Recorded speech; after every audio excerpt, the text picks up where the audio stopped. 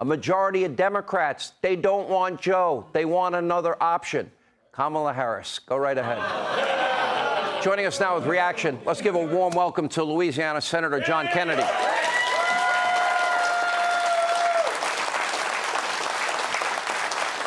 Senator, we have 13 dead Americans. We had John Kirby at that podium lying through his teeth. You know, I didn't really care when my kids, they got involved in a little bit of mischief, nothing like I did. That didn't bother me. But if they said I didn't do it when I knew they did, I got really angry about that part of it. In this case, you have a president lying over and over again, like he never once talked to Hunter about his foreign business dealings. That was a lie, too. But this is a lie that cost American lives, and we now have hostages being held in Afghanistan.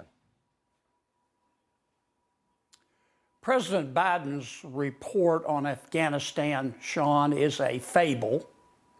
The American people may be poorer under President Biden, but they're not stupid. President Biden's approval rating ranks right up there with jock itch among American voters. And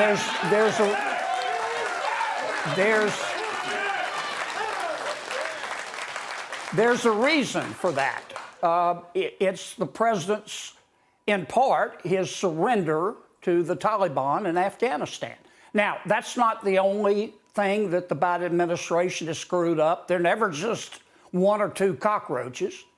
President Biden has mismanaged Congress. He's mismanaged COVID. He's mismanaged the border. He's mismanaged crime. He's mismanaged the spy balloon. He's mismanaged the economy. He's mismanaged fentanyl, and he's forfeited our energy independence. But his surrender to the Taliban in Afghanistan was especially egregious because it telegraphed, as you pointed out, to China and Russia and North Korea and Iran that he, President Biden, intended to pursue peace through weakness. And peace through weakness never works. Now, those are the facts. It gives me no joy to recite them, but unless you're a woker, or unless you have a neck tattoo, or unless you have both, you're both, you know that I am correct, and the American people know that I'm correct. Senator, we know about the economy, we know about borders, we know about energy independence all lost, we know about Afghanistan, but here's what scares me. Our number one geopolitical foe is China. Number two is Russia. They have aligned together. They have aligned also with Iran. They have now aligned also with Saudi Arabia. China brokering a deal between Iran and Saudi Arabia, and now Saudi Arabia and the Syrians. You see their presence in Africa and Latin America.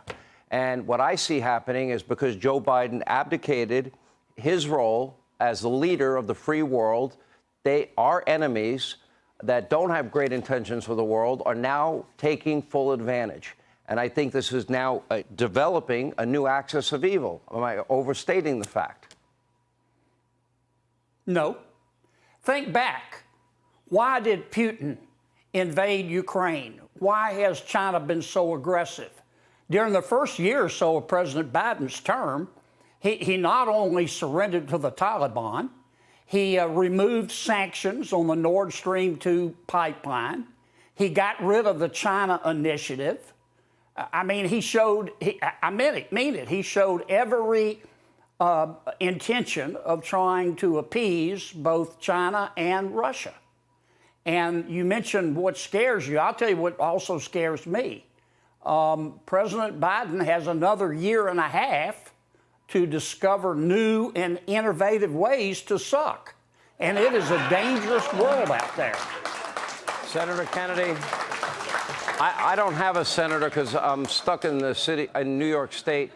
I think I'm going to adopt you as my senator, if you don't mind. I'd be honored.